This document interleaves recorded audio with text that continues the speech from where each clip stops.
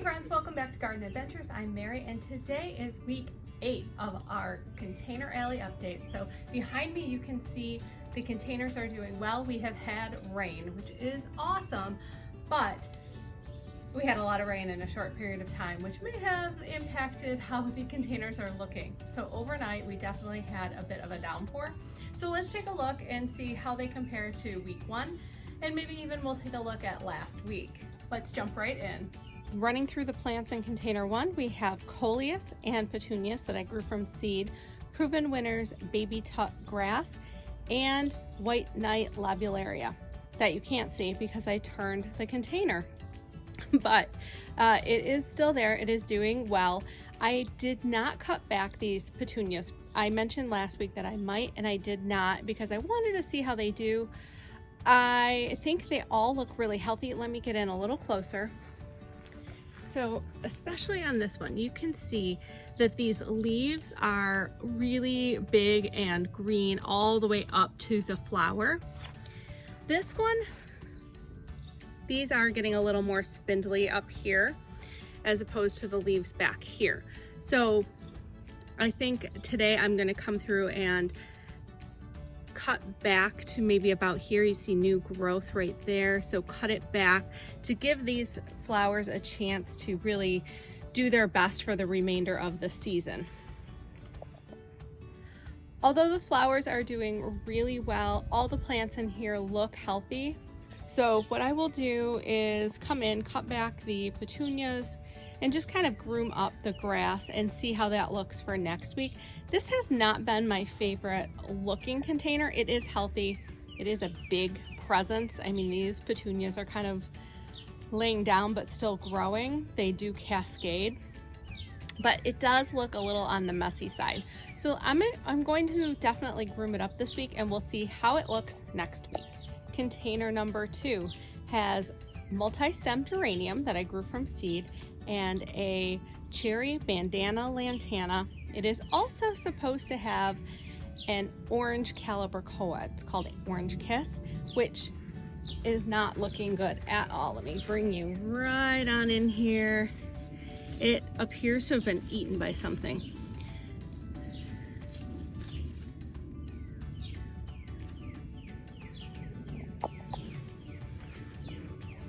So I am debating on whether I should replace it or just see how these 2 plants rebound with just being the 2 plants in here. So I'll keep you posted and I'll let you know next week what I decide to do with this container. Container number 3, we have Black Heart Ipomea, Angelonia Purple, and Superbena Imperial Blue. And this Black Heart Ipomea is definitely falling forward. I pushed it back yesterday and I thought it looked a little better. Let me see if I can do it again.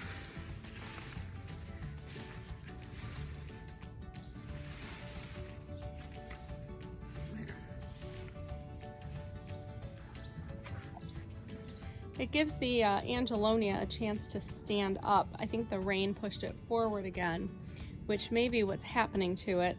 The Superbena has kind of cycled. There are some spent blooms and I'm, again, sure the rain isn't helping with that.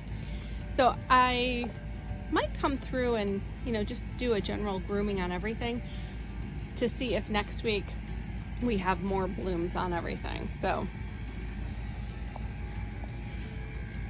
the Superbena has been amazing. I have really enjoyed this container. I do like the dark purple color, and this has really been a very productive container all summer long so far. Container 4 is another Ipomea, a sweet potato vine called Marguerite, Osteospermum Bright Lights White, and a purple fountain grass. Now, last week the Osteospermum was in full bloom. It does have some spent blooms. It has some blooms that are in peak right now, and it has some more that are coming. So this one definitely always has blooms, a little more than the red that you'll see in just a moment. But at this particular moment, it's kind of an in-between cycle. Okay, container 5, and that bronze orange canna lily is striking. It is really, really beautiful, and it is standing tall even with the rain. It has done really well. Underneath are yellow bidens and Osteospermum bright lights red. Now the red, I didn't have any blooms last week, and they have absolutely pushed out new growth this week, which are looking great. I enjoy this combination, this red, orange, yellow.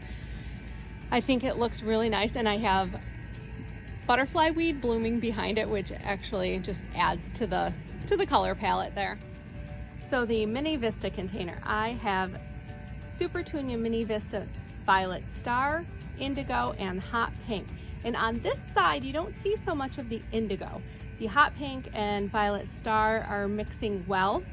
I just turned it a quarter turn, so I think this week with the sun, we'll see more of the indigo on this side. Let's just kind of take a look on the top and behind, because this one has really done well in terms of mixing. There's more of the indigo on this side mixing with the hot pink, and the indigo on the Violet Star on the top and around the back. This one also has that blue Mohawk Juncus, which is just kind of that spiky element coming out of the middle. It's been really a fun container.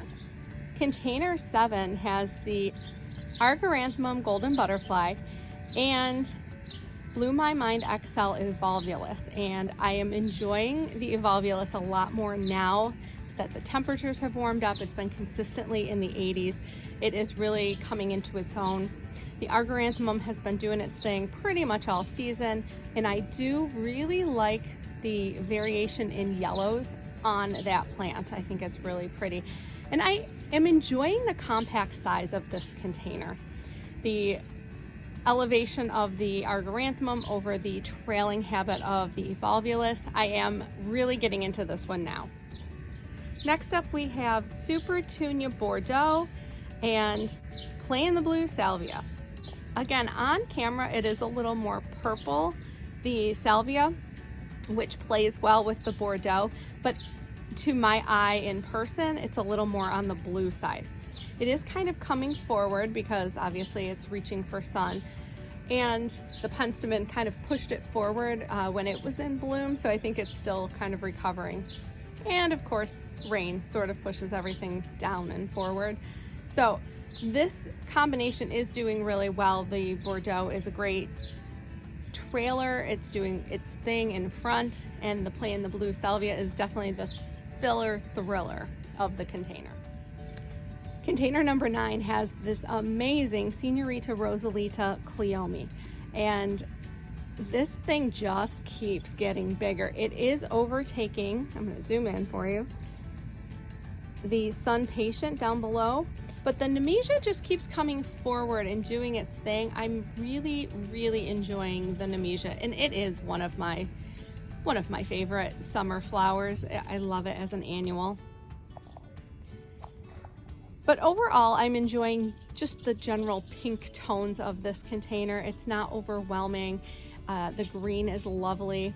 I have tried this as a cut flower, and it seemed to do okay. It lasted a little while in a vase, about a week, so I think that's pretty good. So if you're in need of an accent in a cut flower arrangement, try the Cleome. Container 10 has another bronze orange canna lily, a baby tuck grass, a diamond frost euphorbia, and a Rediculus coleus. Now this canna probably needs to be groomed. I could cut that off, and this is looking a little, there we go, a little better now. But the cannas do need a little grooming. I mean, you could leave them, but yeah, they do look better when you groom them. They don't need it to push new growth. They are definitely, there's a new bloom coming here and another here. So they don't need to be deadheaded, but I think they do for the look of them. This one is still playing really, really nicely. this baby tuck grass is definitely looking a little better than the one in the first container. So I'll do some grooming on that first one and show you the difference next week. But as you can see, this baby tuck grass is looking super healthy, and it may be because it's not competing so much for sun and water. The petunias are probably pretty water hungry and are taking over in that first container, where this one, these four are definitely playing really, really nicely together. You can still see each individual plant, and they are looking lovely. All right, friends, I hope you're enjoying these weekly updates. That's gonna do it for today's video. Let me know in the comments which is your favorite container, and I will share mine in the comments as well. Thanks so much and have a great day.